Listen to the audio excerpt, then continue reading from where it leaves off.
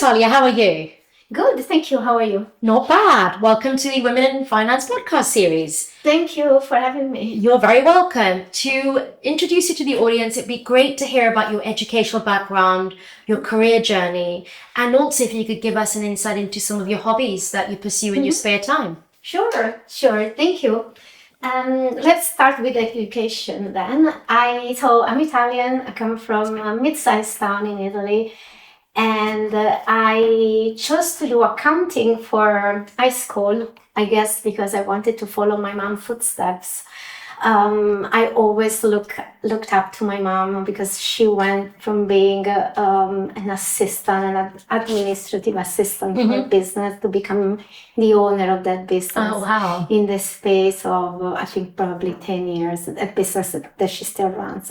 And she had done accounting. So I went to the same school that my mom went to. And when the time came to choose university, my dad told me, look, this is the best university in the country, in Italy, for economics. Maybe you should consider applying. And I think already then I felt like I wanted to belong to whoever I consider being the top. So I gone to the best high school in my hometown, and I said to myself, why don't I also try to go to the best school in the country for uni? So I did apply. I went to Bocconi University in Milan. So at 18 and a half, I moved to Milan, and I spent there the next 5 to 6 years doing an economics degree. And I started first with economics, and then I specialized in finance. So there were a couple of things that I really liked about economics. Not only the fact that obviously economics is a social science as well, but I really liked subjects like statistics, econometrics, math. So I saw finance as a way to apply econometrics and statistics to the real world. And before finishing university, when I still didn't know what I was going to do afterwards, the professor I was working with on my final year dissertation, which in Italy everybody had to do back then to graduate, asked me to stay on in the economics department for 1 extra year to become his teaching assistant and research assistant. Such an honor. And it was an honor. I remember I was working on my thesis the night in which his email arrived asking me if I would consider it. And it was a low-paid entry university job. And he said to me, look, I would love if you stayed, but obviously this is not a corporate job. And I couldn't have been more flattered because I think he could have asked to so many other students of his. He was a very popular professor already then. I stayed on. I established one of the strongest relationships from a professional perspective of my entire career with him. He's still one of my biggest mentors and has been extremely influential in what I did afterwards. So while I was staying there, working on a research project, we wrote articles that got published. We wrote articles in newspapers, chapters of books. I also did some teaching. I did some executive education, so as a teacher. While I was there, I remember him asking me if I would consider graduate school. So would I do a master or a PhD to continue academic career? And I was very adamant I wouldn't really do anything like that. I was very tired of studying by then because I'd been a very hardworking student. I had the top marks through middle school, high school, university, and I wanted to start enjoying social life a little bit. But then as I was working in the economics department, I started suffering from a fear of missing out. Like everyone else in the department was applying and getting in Harvard, MIT, Stanford. And again, I said to myself, why can I not do that as well? So I applied to different master programs. The first answer that came back was from Princeton University in the US. And again, there I met somebody that has been extremely influential afterwards in my career, because I hadn't planned to go to Princeton. Studying in the US for a master program is an expensive exercise, and I hadn't planned, my family hadn't planned financially to send me to graduate school. But Princeton was extremely generous. They offered me a scholarship. That's amazing. To study there. So I spent the next 2 years in New Jersey to do a master in financial economics, a master in finance. And thanks to that, I also got the opportunity to not only to meet great faculty and great colleagues, but also to be offered a job by Goldman Sachs afterwards in New York. Right. So I started my career in New York, working in Wall Street. I worked for the CIO of private wealth management at Goldman Sachs and her team, the investment strategy team, for the following 2 years. I couldn't have had a better start of my career in finance. Of course. I worked with an extremely talented team. There were, I think back then, maybe 4 PhDs already in my team. It was a job that combined my love for research and things that were more model-based, more theoretical, to the need to invest actual clients' money. Right. The team was doing asset allocation, strategic and tactical asset allocation, and I really loved the exposure I got. That you were getting, yeah. Not only all asset classes, but I also got exposure to the entire sales force of Goldman Sachs around the world in private banking, and exposure to the top clients, ultra net worth individuals, the people that were coming out of the dot-com bubble, so CEOs of big tech companies, the first big internet champions. Yeah. And after 2 years in New York, I decided to relocate back to Europe. So I was offered a job at JP Morgan Asset Management here in London, where I joined the multi-asset team. I joined the CIO of the multi-asset team on the total return funds, which JP Morgan was launching at that time. And I worked the first few months on risk and setting up systems in order to capture exposure to multi-asset funds, because multi-asset was new back then. It was 2005. So it was 20 years ago, multi-asset started coming, and they were the new. It was in vogue. Yeah, exactly, after standard balanced products. And soon after maybe about a year, I transitioned within the multi-asset team. I transitioned on the convertible bond desk. Right. I think what appealed to me was the very technical nature of the asset class. It brought me back to a lot of things that I learned in school. It's an option-based product. Again, quite sophisticated with respect to other products that are more traditional. It gave me the opportunity to look at equity, credit, volatility, rates, FX, all at the same time. And so I started as, say, junior portfolio manager. I was lucky enough that at JP Morgan, the level of responsibility that was given to junior was already high from the beginning. So within 4 years, I was named portfolio manager on a multi-billion-dollar fund. Oh, wow. And by the end of my tenure at JP Morgan, I was there for almost 14 years. I was the head of the convertible bond team that had grown from about 1.5 billion when I started to about 6 billion when I left. It was a great school, also great family. And I think it's unusual when you work for a big American corporation to think it can be a big family. But JP Morgan in London in 2005 was still relatively small. I think we were about 300-400 people in the building. I knew everybody. I think I've been there long enough, and it really felt like a great support network. And after JP Morgan, I moved just before the pandemic to work for Lombardia Investment Management as co-head of their convertible bond franchise.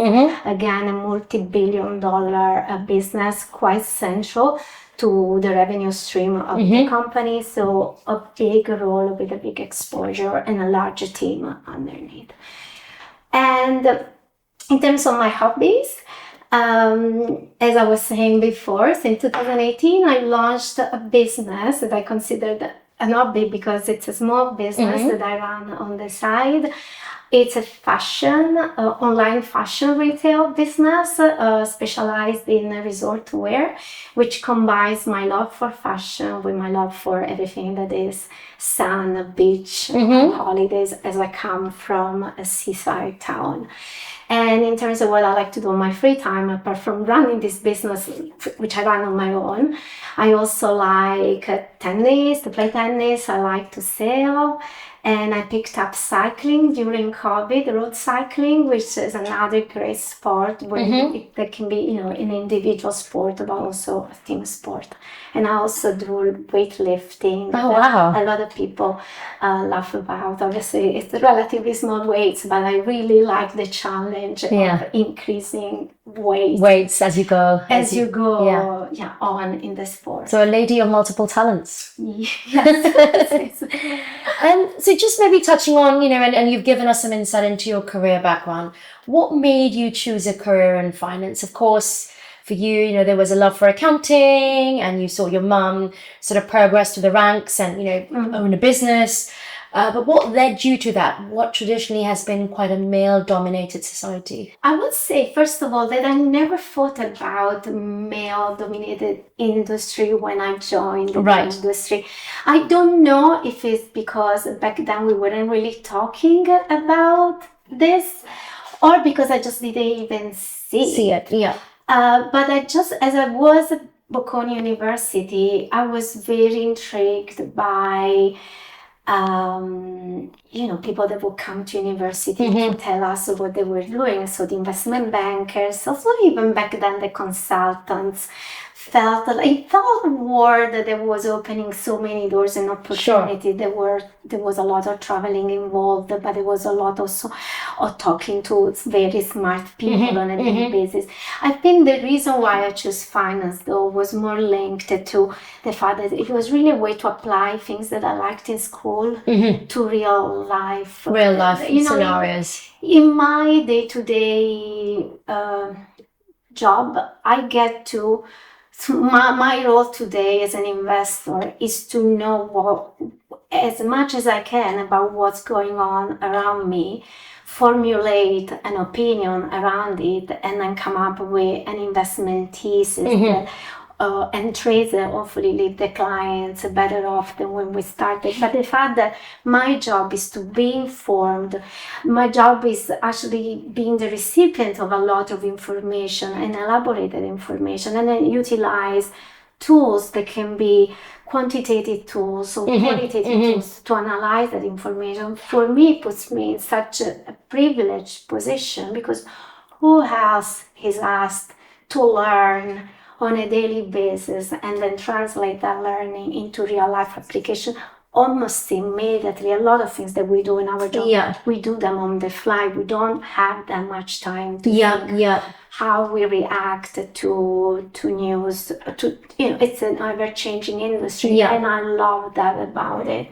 And it has given me the opportunity to meet people from all walks of life, from everywhere in the world. I've traveled extensively to Asia thanks to my job, which I don't think I would have done otherwise as much as I did. Obviously the US and South America. So I don't think I could have chosen a better career. It's just been lots of opportunities, basically. Yes. Great. Now, have you faced any specific challenges, either personally or professionally, that may have impacted you in any of your roles that you've done over the several years? Look, and do you have any examples? As most individuals, male or women, I have had the challenges, personal and professional, during the past 20, 25 years. Not always things have worked out Of course. the way I was envisaging them. Many times I had to wait for things to work out. Things did not happen necessarily when I was expecting them. And I'll give you a very quick example. When after a few years, I don't remember how many, of being of having the title of executive director at JP Morgan, I asked to be put forward for an MD promotion. And I remember my manager back then telling me, maybe we need to wait 1 extra year. And I was very adamant that we actually tried. At that time, instead of waiting, I felt I had achieved what it needed to be achieved in order to be promoted. And cutting it short, I actually didn't get promoted that year. I went through the entire process, and on the final day when the committee in New York decides on the new MD class, I wasn't promoted. And it was a setback because back then I couldn't understand why it had happened. Later on, I got a really constructive feedback, which I can share maybe afterwards.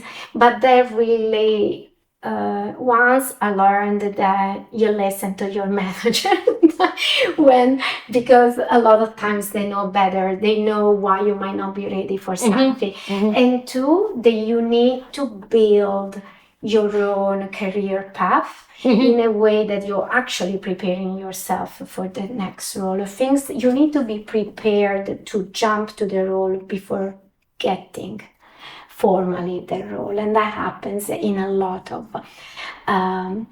situations. Generally speaking, I would say that maybe challenges I've encountered have been linked to self-doubt, what some people might call, imposter syndrome.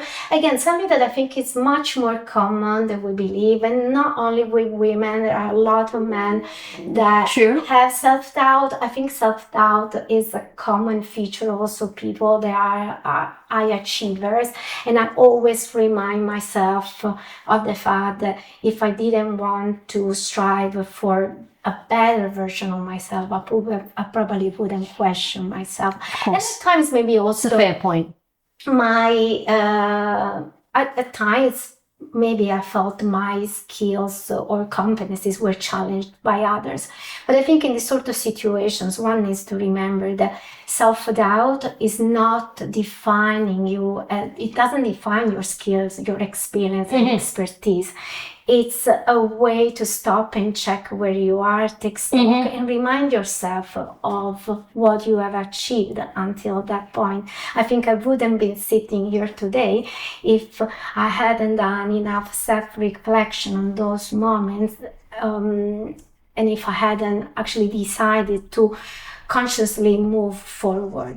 There are different ways you do that. I think over time you become better and better because you go back to examples of challenges you already had and remind yourself of how you overcame those challenges. I think when you, for example, in the moment in which I had self-doubt, I went back to getting more prepared. So from a competency point of view, from a skills point of view, I went back to, if you want, the books, although I'm talking more figuratively rather than practically, but I would say it's being prepared and then sit back at the same table where you maybe got a rejection and have that conversation again and have the conversation again, but in a more aware and more prepared way. It has definitely helped overcoming those situations. So you sort of touched on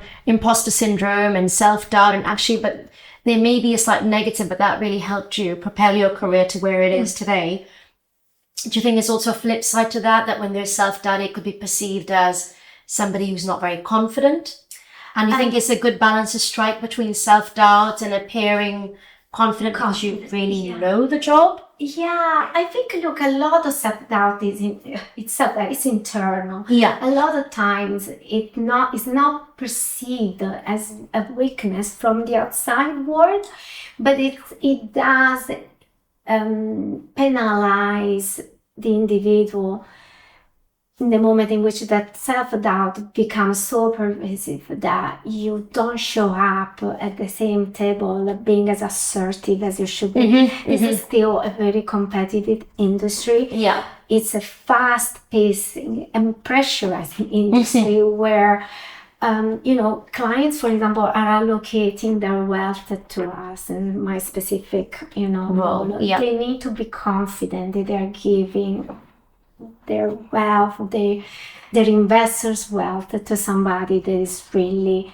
confident about the capability. And I don't think the client necessarily doubts the capabilities, but they want to also make sure that the role is covered by somebody that has it stayed in periods of crisis. You need to be able to demonstrate that if things become more difficult, you will know how to navigate a crisis. Yeah. And we have crises in our industry very often, more often than people think. So being steady and remind yourself of what took you to get there, I think is one of the best way to bring yourself back into your power. Sure.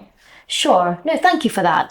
Now, you've sort of answered this question, but there may be something to add. How did you overcome some of these challenges you talk about? So self-doubt, imposter syndrome. Look, I think there is a few things that I've done. One is to remind myself and others of the value I bring to the table, and also remind myself and others of the values I stand by. Right. The values that I grew up, that I was educated with. So values of fairness and, if you want, justice, strong work ethics. These things are, I do strongly believe in values of fairness. So I haven't been shy about making my voice heard when I felt things could have been dealt in a way that was fairer, either for me or for other people, members of my team, members of other teams, colleagues, friends, and so on. And then I think utilizing my network, my support network, as either a comfort blanket or as a springboard that propels you. It's important to go back to your network in those moments of self-doubt, because one, they give you some of the confidence back that you might not see in that specific moment.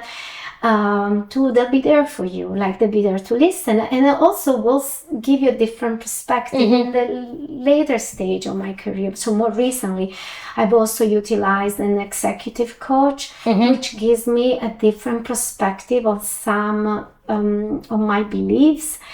She's trying to break some self-limiting beliefs that I have, things that I built over time, and they are really, I can see how they're limiting. I think it's really important to work with somebody external to your team. Got it. Somebody that is not your manager, somebody that is not one of your mentors. They can be even more objective, because it takes everything more from a outsiders and an outsider's view, of course. So really the message here is surround yourself with allies. Like people who can be, your support network. Definitely. And I think, mentorship, I know a lot of people talk about mentorship, and not everybody has a good experience with mentorship. I've been a mentee and I am a mentor today. I would say my mentee experience, the best experience I've had with mentors are, and everybody says this, are with the mentors that I chose along the way. Got it. A lot of them, most of them are actually men. Most of them have been my managers. So I've had always very strong relationship with my male managers throughout my career and professors at school. And I go back to them when in those moments of self-doubt. I go back to them, and I know they have my back. They have my best interest at heart, but they also give me a very objective view on of things. Great. Now, do you think the challenges that you faced in the industry, and we all have, in some shape or form, are the same that women face today, entering the industry in 2024?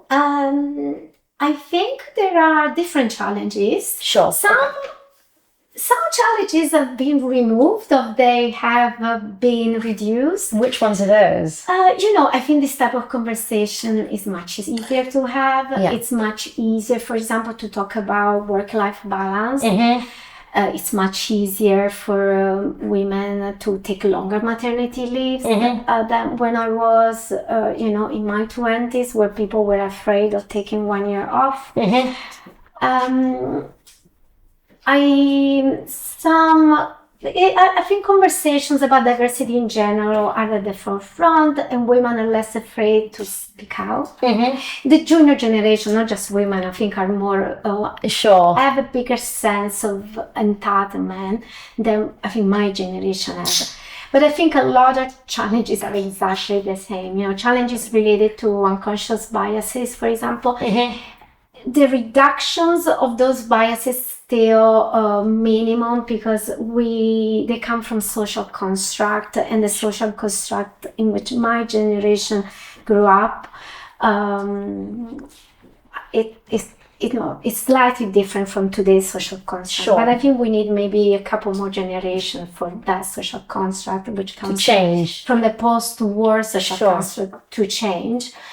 Although again, things are better. I think challenges in career advancement, they are very similar, if not tougher, because today we aspire to senior roles. In the past, we weren't even aspiring to those roles. But I think there is still a significant lack of role models, women role models in senior roles.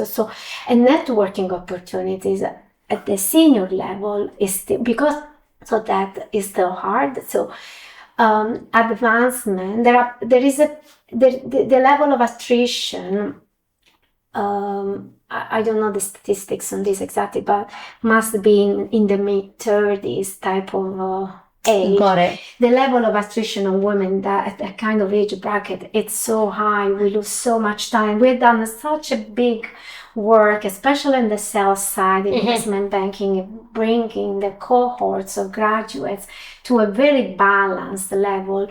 And in some situations, we have more women joining than men today. But the industry needs to do more in terms of retention. From middle management onwards. Yes.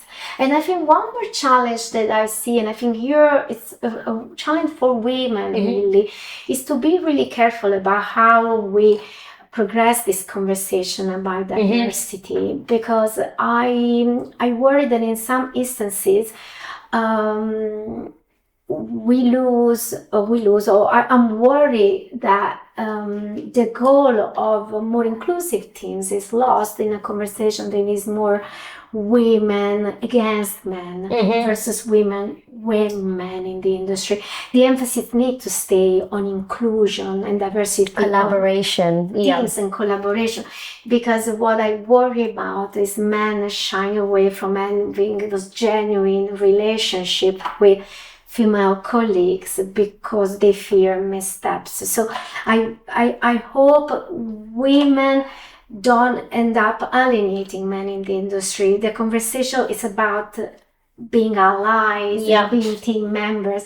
I think one of women's strongest traits is team membership, belonging to a team, and that's what we want to achieve. And so it's important for the conversation to go in that way. That. No, of course. What would you tell your younger self entering the industry if you were to enter it? I don't know exactly what you entered, but if you were to enter it today, 2024. I would say to myself, embrace the journey with a light heart as well, and not just very rationally as I've always done. So embrace the challenges and the opportunities that you will have, which I did embrace, but sometimes you need to also just have fun. more importantly, I would say to myself, be very strategic about the way you present yourself. Right. Be very mindful about the relationship you build, and be mindful that not everybody needs to see everything about you. Not everybody will have to know everything about you, and not everybody will have your best interest at heart. So you surround yourself with people that you can trust. Yeah. And strike a balance between being open, approachable, and also be professional. Because fundamentally, your reputation is going to be one, and your image is going to be one of your biggest assets. And linked to that, and it's also linked to what I said about my first attempt for MD promotion at JP, is build your own personal brand. Don't necessarily only be part of a team. I was for too long at JP Morgan. That was the constructive feedback that I received. I was member of a team, but you need to build your own brand. You need to be an individual contributor as well. And it's your responsibility to highlight what your personal contribution is. You're not just part of a team. So get involved in extracurriculum activities. Raise your hand for networking events. Raise your hands to become a mentor or to be a mentee, because you need to raise your internal visibility as well. I would say today, even in today's society, use social media within your company policy in order to enhance your visibility, your team visibility, your business visibility, because it helps. It helps shaping the image of yourself that you want to shape. And then I would say to my younger self, also start earlier with building a network. Right. I was very shy at the beginning of my career. I'm less shy today, so for me it's much easier today to meet people that I don't know and build those relationships. I would say also cultivate those relationships. Yeah. I've been very lucky to meet so many people, but not always I've cultivated those relationships. Some people I met and I never saw again. And looking back today, I could have done a better job at keeping those relationships alive. And just a quick comment on that. Do you think it's a difference between men and women in the way they network? Are men, would you say, better at cultivating these relationships from very early on in their career? And for reasons unknown, that women... I don't know, maybe...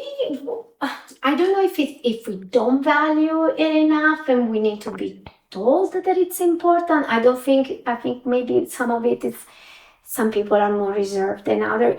From my personal point of view, actually, I don't think it has a lot to do with men or women. For me, it's more cultural.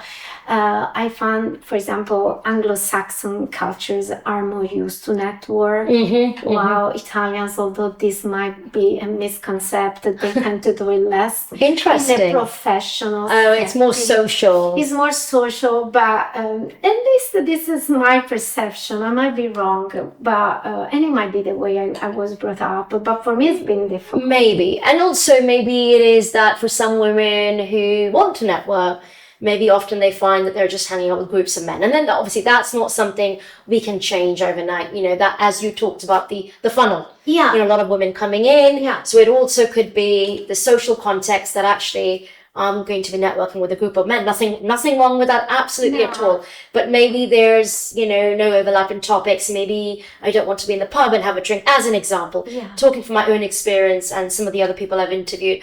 Or I don't necessarily want to talk about sport, because although I find playing sport interesting, maybe I don't want to be in a pub talking about sport.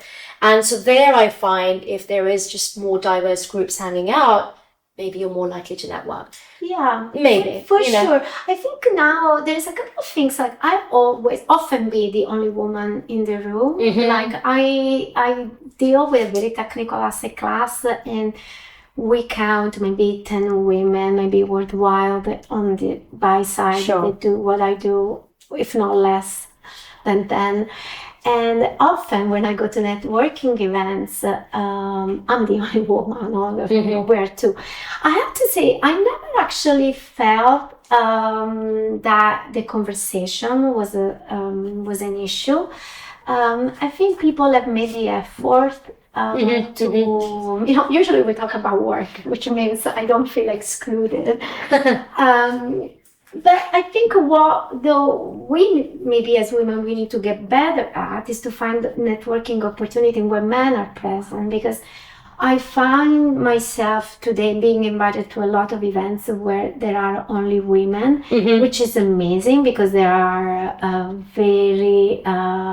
events that are very enriching for me. But at the same time, we need to be able to do more networking with men. So we need to be able to organize events where men and women are both interested in the topic and they can be on which I feel like most of the conference formats out there are both men and women. Also feels like women are just a step behind, so they're thinking, okay, well, we haven't really done very much networking, so let's do the sort of conference format where they're 2/3 men, and let's also do this sort of only women, so build up our confidence. In some cases, obviously middle management, you're very used to it, but junior women especially, let's build up our confidence and let's then plunge ourselves into the world. I suppose different people, different experiences, sure. but and there is so much, right? I think it's also important to look for the events. Yes, absolutely. Not everything will come to you, but there is so much. But I do agree. Ultimately, it's about creating a cohesive environment where men and women can coexist and there's sort of equal opinion and integration, across what they do.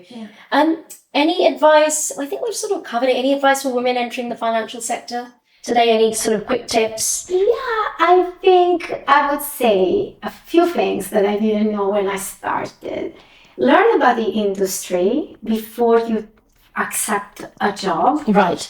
Because there is so much in financial service that you can do, and branches of the industry are very different from each other. So learn about what it means to be on the sell side versus the buy side. What's the difference between investment banking, M&A versus sales and trading. Learn what it means to work on public market versus private market. Also, maybe be strategic. Learn about what's growing and what's not growing. Right, where you should be. That might dictate how exponential your growth will be. A lot of careers are not, they don't become big just because the person is excellent, better than anybody else. People also find themselves in certain roles, certain industries. And I think it's important today. The industries are evolving. There are clearly some areas of this industry today that are growing really fast. And if I were entering the industry now, I would look at those areas for opportunities. And then if I can add one more thing, I would say to young girls, don't necessarily feel like you need to conform to pre-existing rules, because rules are being rewritten. Because of what we had just said, there is an opportunity today as a woman to speak your mind. Your voice will be heard today more than it was heard 30 or 40 years ago. So use your opinion, because people are looking for your opinion. So don't feel like the status quo is necessarily what it's going to be like in 20 years. So we need young girls to tell us also how to evolve the industry. Yeah, no, I think that's really, really useful what you're sharing here.